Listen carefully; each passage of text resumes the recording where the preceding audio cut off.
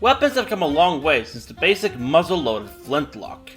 We had breech loaders like the Martini Henry, as well as lever actions like the Model 1887 Winchester.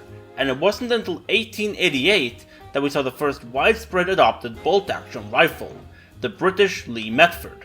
Only a few decades later, starting at the turn of the century, self-loading rifles and pistols would start to replace the aging hand-operated rifles and single-action revolvers.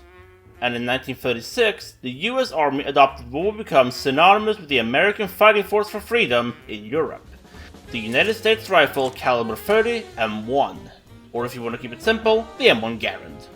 This rifle has seen its fair share of action, and in today's episode we are covering the M1 in Call of Duty throughout its mainline multiplayer history. Without further ado, let's get on with it.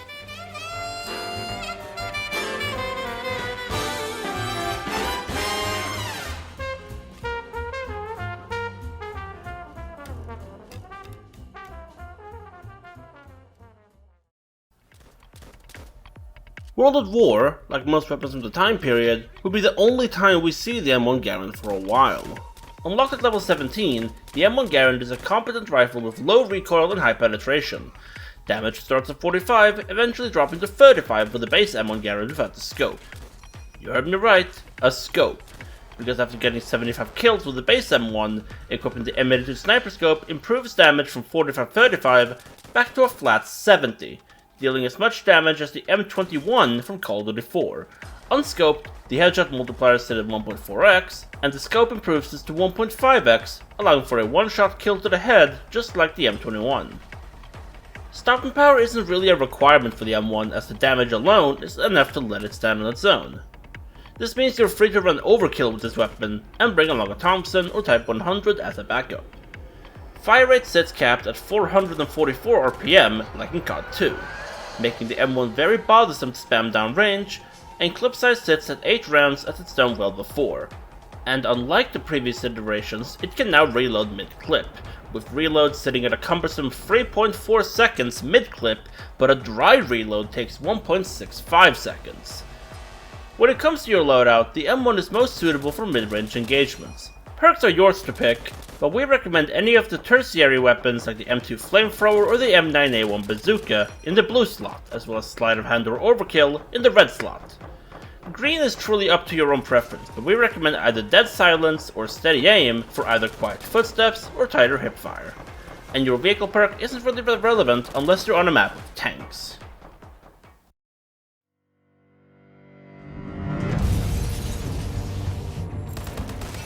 Added to Xbox One on February 23, 2016, and exactly 1 month later on PS4 and PC, the M1 Garand made a return into Advanced Warfare, right after the release of Black Ops 3, and served as a teaser for World War II, which would release in November of 2017. Just like the STG, M1911, Sten, and the MP40, it can only be randomly obtained via opening a common or advanced supply drop. I got my legendary M1 Garand on PC during the time of World War II's promotional campaign, when they were handing out free legendary variants of these weapons leading up to the game's release. Much like the M1911, the M1 Garand is a slightly altered base weapon with a new model applied. This time around it's the MK14, the semi-automatic of the AR category. The M1 Garand is almost completely identical to the Mark 14, although the two do have some major distinguishing changes. Damage is the same, sitting at a bizarre 34-33. The first of the most notable changes is that the M1 has had the 2.9x multiplier extended from the head down to the neck and upper torso, while the MK14 only has said multiplier to the head. Fire rate is also the same as the MK14 at 631 RPM, allowing for a quick trigger finger to get the job done. Reload times are 3.3 seconds partial, and 2.9 when the clip has been ejected. Ammo capacity is reduced compared to the Mark 14, with the 8-round on-block serving as the only method of feeding the weapon. However, unlike the MK14, and quite frankly the majority of AW's arsenal, it doesn't accept the use of dual mags or even extended mags due to inherently working off of that on-block clip. This means what you load is what you shoot. No way of adding any high capacity magazines, it's a tried and tested platform with barely any issues to it. Due to the M1 Garand's increased lethality and accuracy, the M1 Garand is much more suited for a player that can make quick work with just those 8 rounds. All in all, it's a really good weapon. unfortunately locked behind an extremely scummy monetization practice.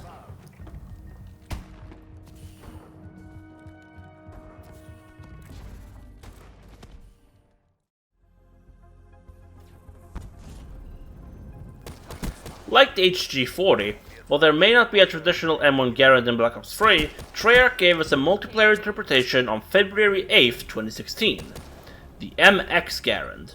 It's accurate, it's deadly, and it shares a lot in common with the World of War Garand when it comes to performance. Damage is 60, 56, 49, meaning the weapon is a consistent 2, 2, and 3-shot kill in the respective ranges these damage numbers are for, with a half-redundant 1.1x headshot multiplier. The 60 damage range starts at point blank up to 19 meters, whereas the 56 damage range is from 19 meters to 51 meters, and the 49 damage range is beyond that 51 meter threshold. At short range, headshots do not make any difference on uninjured enemies. It must be noted, however, that high caliber adds 1.8 times damage to headshots, meaning the MX can perform a one-hit kill to the head at close and medium range if high cal is equipped. It is recommended you also bring a competent sidearm like the MR6, RK5, LCAR-9, or even the Marshall for close range engagements, as the MX doesn't fare very well there on its own. Clip size is the standard 8 rounds, fed by what seems to be a single stack 30-06 clip, with the dry reload being 2.1 seconds without fastmags. For the first time since the COD 3 Garand, the MX cannot be reloaded mid-clip, meaning you're strongly advised to keep track of the rounds you have left in your gun before a top-up is required. Once again, this weapon is restricted behind supply drops, meaning it's up to random chance to unlock it. The M1 Garand makes a rather silent but deadly return in Infinite Warfare's multiplayer, simply named the M1. This Garand is unlocked by the classic weapon tokens you gain via prestige levels, and for simplicity's sake, we are not counting the DMR1 as it's in a different league of its own. Damage starts at 60 point blank, dropping to 44 at 20 meters. This means the M1 is a 2 to 3 shot kill at these ranges, and even with hollow point, you can't get a one-shot kill to the head outside of hardcore. Due to the returning inability to reload mid-clip, firing rounds while not in a firefight in order to get back up to 8 rounds is hesitantly advised if you aren't running a suppressor. And it must be noted that caution should be taken, as exhausting spare rounds without a suppressor will designate the player on the minimap to the enemy team. Attachments are in line with the AR class, despite the M1 being classified as a sniper rifle in the code. Back when I used to play IW pubs, I usually ran the M1 with just quick draw, and my free perks being Dexterity, Scavenger, and Hardwired for a generalist class, alongside 2 stun grenades, a plasma grenade, and a Stallion 44 as my backup. Other than that, it's okay. Another World War II game, another M1 Garand, and once again, like with the M1911, the performance of this gun is well executed in reflection to its real-life counterpart. Damage sits at 60, 55, 49, meaning this weapon is a consistent 2 to 3 shot kill. The free hit range starts at 50 meters, which is longer than most of the average engagements in the game, and this means advanced rifling actually does something for once, with the 2-hit kill range reaching as long as 100 meters, well outside the usual ranges you'd expect outside of Gustav cannon. Reload times sit at 2.1 seconds, but reload add times are 1.24 seconds. With the M1, recoil is hard-hitting and unforgiving at range, with the M1 kicking upwards drastically after each trigger pull. Because of this extreme recoil, we recommend the grip attachments solely for that first and second shot accuracy. Those are going to be your most important shots, and the grip will be a deal breaker during mid-range engagements. In terms of what we recommend on the M1, it's mostly a matter of benefiting the already existing positives and making sure the negatives don't outweigh your performance.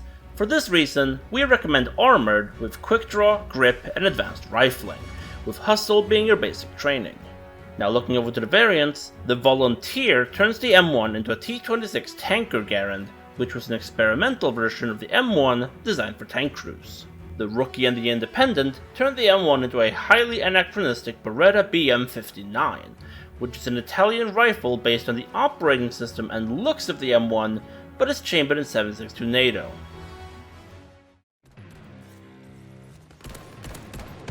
Just like with the M1911, and quite frankly every other firearm that isn't a Valloy, the M1 Garand is the most moddable iteration we've seen as of yet. And also, say it with me now, the most cursed M1 Garand we've seen as of yet. Unlike the previous iterations, however, it now lands in the marksman's category instead of the broadly scoped rifle category. Like last time, let's start with the stats and move on to the gunsmith. Damage starts at a competent 60 at the chest, waist, groin, and shoulders, with this damage lasting up to, well, who knows. As it turns out, the damage range is a flat line. It deals as much damage point blank as it does out to 100 meters. Damage to lower proportions of the body, i.e. below the knees and past the elbows, is 43. This means the M1 Garand is highly ineffective there, as it takes one extra shot to kill. Damage to vital extremities, in this case head and neck, is a flat 90 damage, which means the M1 is incapable of dealing a one shot to the head in core game modes at full health.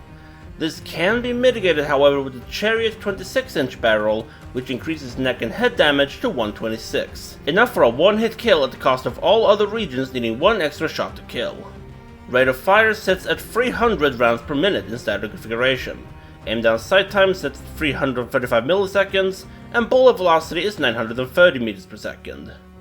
Partial reload times are a harsh 2.6 seconds, but if you're using a clip instead of the magazine options, your dry reload sits at 1.52 seconds, which is a trait hailing back to World of War, where the dry reload is faster than the partial reload. Now, looking over to the gunsmith, most attachments are standardized like the grips, the handles, sights, ammo types, and muzzle devices. But what I want you to focus on are the barrels and stocks. Who asked for this? Like seriously, I can get the NIDAR, but what the fuck is this? And that does it for the full multiplayer history of the M1 Garand. This has been AKIS, and we'll see you in the next one.